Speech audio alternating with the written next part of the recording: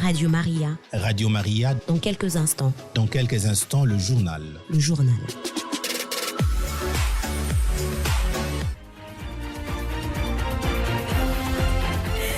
Mesdames, Messieurs, bonjour et bienvenue à cette édition du journal. Tout de suite, les titres.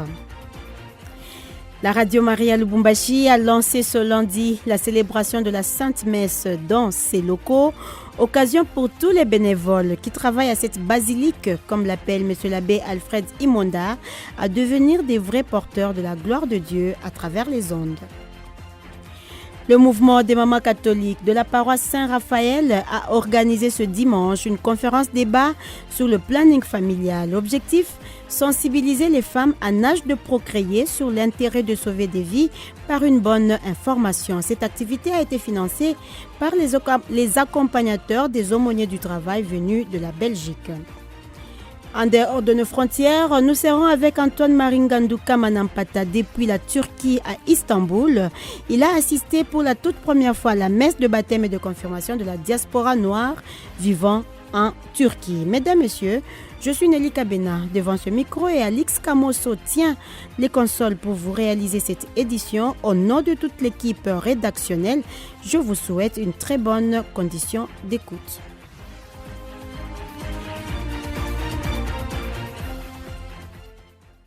Je le disais dans les titres, Radio Maria Lubumbashi a, en plus de ces messes qu'elle diffuse dans les différentes paroisses de l'archidiocèse, lancé ce lundi une célébration eucharistique en faveur des bénévoles. Occasion pour ces derniers qui sont porteurs anonymes et invisibles de la parole de Dieu de se ressourcer dans la parole de Dieu, a indiqué l'officiant du jour, M. l'abbé Alfred Imondo, prêtre du diocèse de Mombélé au nord Ubangi. Se référant aux lectures de ce jour, l'officiant du jour a indiqué que Radio Maria est porteuse des signes, comme tous les bénévoles, des instruments de merveille de Dieu. On l'écoute dans cet extrait de son homélie. Alors, la Radio Maria produit des signes éclatants, parce que quelqu'un est en train de nous écouter en ce moment, à qui plus personne ne parle. Quelqu'un est en train de nous écouter maintenant dans son malheur, dans ses difficultés. Et cette parole partagée est en train de donner vie, est en train de redonner espoir. Nous sommes porteurs de signes de la gloire du ressuscité. Nous avons nous-mêmes aussi visité nos frères et sœurs en difficulté. Nous avons adressé un jour une parole qui a consolé, qui a relevé, qui a encouragé tout ce que nous faisons avec Jésus ressuscité. Que ce ne soit pas pour notre gloire, mais que nous soyons, à l'instar de l'humilité de notre maman, la Vierge Marie, la servante du Seigneur, le serviteur du Seigneur. Que nous soyons de celles et ceux conscients et conscientes que c'est Dieu en nous qui produira, que c'est Dieu en nous qui réussira, que c'est Dieu en nous et qui fait de merveilles dont nous ne serons que des instruments. Monseigneur Fulgence Mouteba Mougalo, archevêque métropolitain de Lubumbashi, a présidé le 5e dimanche de Pâques à la chapelle Saint-Joseph Kamatete. Au cours de cette célébration eucharistique, le chancelier Jean-Marie Vianney a procédé à la lecture de la bulle d'érection canonique de la chapelle Saint-Joseph, devenue paroisse Saint-Pierre-Clever. Pour rappel, cette paroisse provient des détachements de la paroisse Saint-Esprit du doyenné Kassapa et à cette même occasion, M. l'abbé Jean-Baptiste a été nommé curé pour la pastorale de la nouvelle paroisse. Il raconte ses débuts au micro de Jean-Claude Kazadi. Le 16 octobre dernier, 2022, j'étais recteur. Alors je me suis inspiré du plan stratégique de Monseigneur Fulgence, l'archevêque métropolitain de Lubumbashi, et du vivre ensemble, de la pastorale du vivre ensemble et de la pastorale de la proximité. Alors j'ai compris que l'urgence pastorale ici, c'était la construction de la cure. Alors, depuis le début, j'ai mobilisé les gens à la construction de la cure pour actualiser, réaliser, matérialiser la pastorale de proximité. J'ai dormi dans les cures construites par les missionnaires. Mais maintenant, je loge dans une cure bâtie, construite par les chrétiens congolais. Alors c'est une grande immense pour moi parce que ça montre que l'Église est en train de grandir dans l'archidiocèse de Lubumbashi. Différents groupes d'apostolat et mouvements d'action catholique qui ont choisi Saint Dominique Savio comme patron étaient réunis ce dimanche au collège Imara pour vivre cet événement de joie. Tandis que l'Église catholique célèbre la fête de Saint Dominique Savio le 9 mars et la communauté salésienne le 6 mai de chaque année, ces communautés l'ont célébré ce dimanche pour raisons logistiques. Parmi ces groupes d'apostolat, ce sont notamment des servants de messe, le groupe Enfance missionnaire, les fraternités Jeunesse Lumière Saint-Dominique Savio, des communautés ecclésiales de base Saint-Dominique Savio, ainsi que des membres de mouvements Amis de Dominique Savio.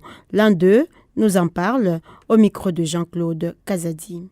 Aujourd'hui pour fêter Dominique Savio. Normalement, la fête de Dominique Savio, c'est le 6 mai. Mais nous avons voulu fêter ça le dimanche parce que c'est le jour où on devait réunir tous nos jeunes. Raison pour laquelle vous nous trouvez ici à Imara. Donc, pour célébrer notre patron qui est Dominique Savio. Nous ne pouvons pas organiser cette fête sans pour autant célébrer la messe. Parce que notre saint patron avait l'amour à l'Eucharistie. Autre chose à présent, le mouvement des mamans catholiques de la paroisse Saint-Raphaël et Wabora, en collaboration avec l'ONGD Ebenezer, ont organisé ce dimanche une conférence débat sur le planning familial. Selon la présidente de ce mouvement, cette activité prévue pendant ce mois de rosaire vise à sensibiliser les femmes en âge de procréer en vue de sauver des vies. Près de 150 femmes ont répondu présentes à cette journée, financée par les accompagnateurs des aumôniers du travail venus de la Belgique.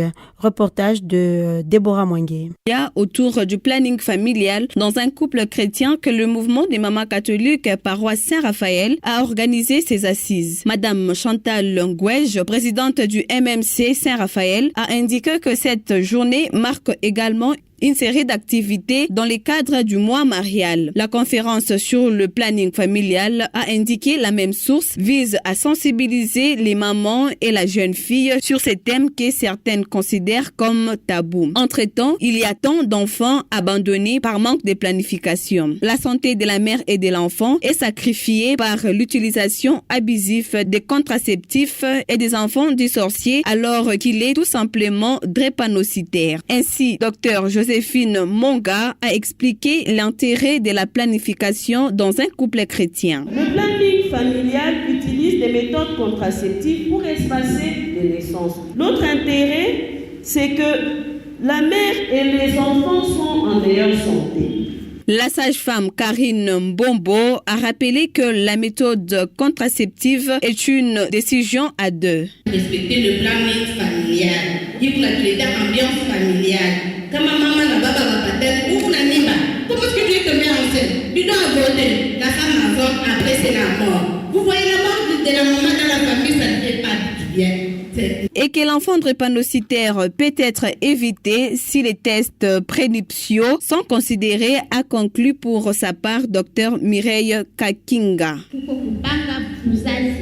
Les professeurs dans la SEMA, pour les responsables, les mamans Karine à la SEMA, pour la batoto en bonne santé. On n'a pas le choix pour faire un examen avant mariage. Près de 150 femmes ont répondu à ces assises d'une journée financée par les accompagnateurs des aumôniers du travail venus de la Belgique. Cette conférence des mamans catholiques a été rendue possible grâce au soutien financier des accompagnateurs des aumôniers du travail. Pour Madame Grete Varakert, conseillère en planning familial au niveau de l'Afrique, respecter le planning familial rendra la RDC très riche. On l'écoute.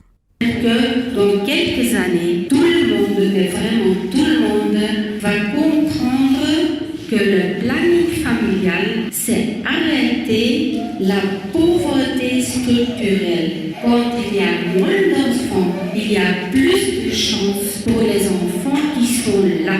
Donc, vous avez un devoir énorme encore avant vous. Mais les résultats, ce sera une société sans pauvreté. côté. Je vous le jure, au nom du Père et de Dieu, vraiment, continuez et vous allez voir dans 20 ans, dans 30 ans, un changement ici dans la société et ce sera grâce à vous tous.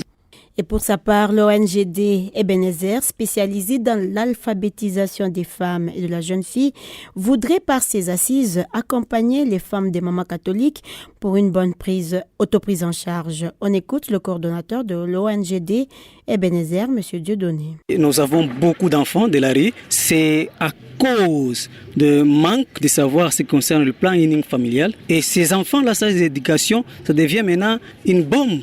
Vous voyez un peu pour la société, et la société devient le danger, vous voyez un peu. Nous avons voulu aussi vraiment promouvoir et enseigner ou bien former la maman, par rapport au planning familial. Voilà, on va mettre au monde combien d'enfants et par rapport aux moyens. En dehors de nos frontières, nous sommes précisément dans un pays à cheval entre l'Asie et l'Europe, en Turquie, pour retrouver notre correspondant Antoine-Marie Ngandou Kamanampata.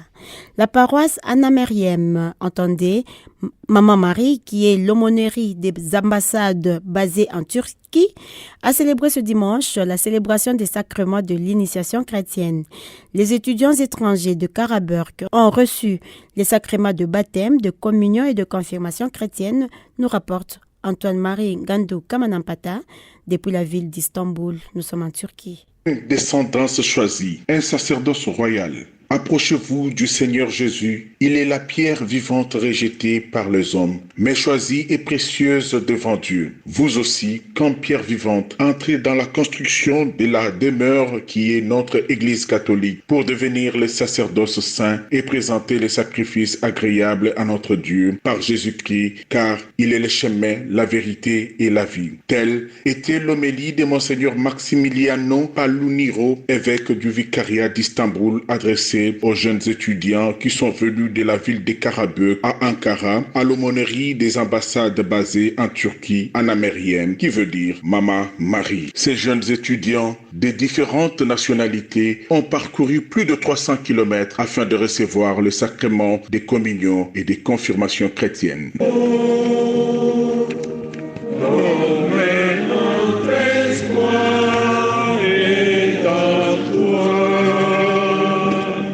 Parmi ces étudiants, il y avait des Sénégalais, Camerounais, Burkinabés, Américains, Italiens, Tchadiens et autres. Ils étaient plus ou moins 35 jeunes qui ont reçu le sacrement de confirmation et 2 jeunes parmi eux ont reçu le sacrement de communion. Selon l'abbé Séraphin Kazadingoy, aumônier des ambassades basées en Turquie, pendant la messe, c'était une ambiance de louange et d'adoration adressée à Dieu.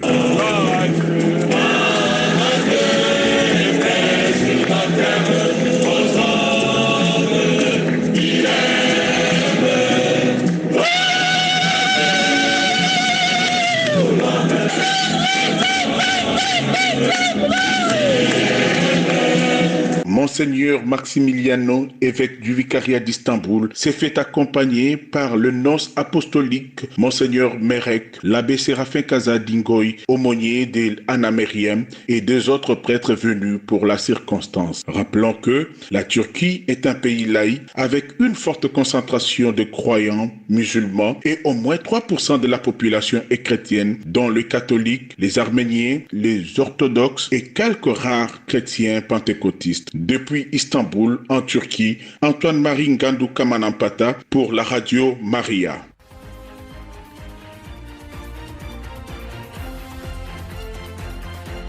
Signalons que ces jeunes étudiants ont passé près de 6 mois de formation de la catéchèse et nous disons merci à Antoine-Marie Ngandou et c'est par cette nouvelle que nous mettons un point final à cette édition du journal. Mise en onde par Alix Kamoso, moi et toute l'équipe rédactionnelle vous disons merci pour votre sympathique attention. À la prochaine.